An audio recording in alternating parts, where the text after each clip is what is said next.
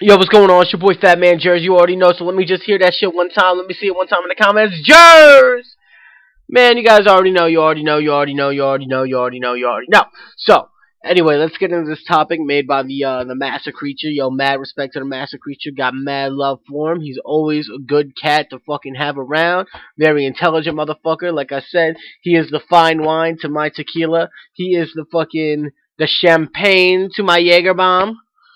So, anyway, let's start out Monday with a real fucking big ass bomb right here. And it is what? It is the discussion of why shouldn't Juggalos be considered a gang and why ICP should not be blamed for crimes committed by so-called Juggalos. Well, I think first off, maybe I need to get into why ICP should not be blamed for crimes, by people or by so-called juggalos. Because first of all, I personally knew Ian Seagraves and Skippy.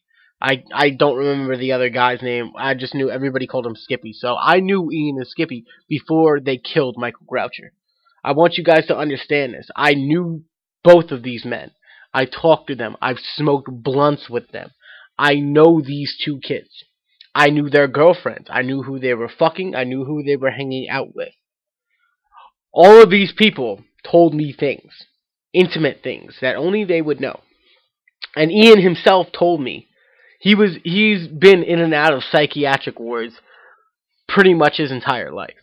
So, first of all, that blows the whole ICP argument out of the fucking water right there, because not only was he in and out of psychiatric wards, but at the same time, they had him on so many different medicines, it was fucking with his mental state. They had him on ether or some shit like that. I don't know, something to balance out his bipolar, some shit like that. Like, I don't want to put his personal shit out there, but that's actually what happened. You know, the motherfucking Ian was on so many fucking pills and shit that he lost track of reality. And that's exactly what the fuck happened. As per what I was told. This is all going off of what I was told. And now Skippy, I heard he was doing a lot of experiments with psychedelics and shit like that. Shit that was really warping his mind to a really terrible state. And not only that, but his family was going through something or some shit. I know, like I said, I didn't know much about Skippy. Like, I don't think I said that, but I didn't know much about Skippy. I knew fucking Ian. I knew Ian. I met Skippy a few times. But word on the street is Skippy was getting into some shit, man. He was getting into some fucking hardcore shit, and it was fucking with his mental state. So, coming from a person who knew these two men, and fucking can tell you that there is no way in hell that a fucking because of those two being juggalos, that it resulted in this murder. Now, I'm not saying that it didn't give them the idea. It could have gave them the idea. Anything can give you the fucking idea to kill or steal or do anything like that or commit any fucking crime, on the face of the planet. Anything can do that. Whether it be music, TV, movies, whatever. Excuse me. Yeah, but it could be anything in the fucking world that fucking makes you want to do a fucking crime. So, like, anybody remembered the Marilyn Manson Columbine thing, looking back, like, almost 15 years later, what do you see? Well, you just so happen to see motherfucking these kids were bullied beyond fucking measure. Nobody was listening to them. And you know what? And then they ended up shooting up the school because survey fucking says, because no one would listen, so they had to make a statement.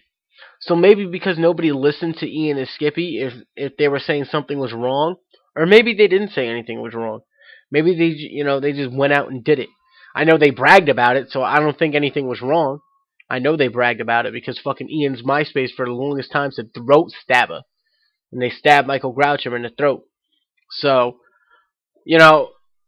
anything could give you that idea.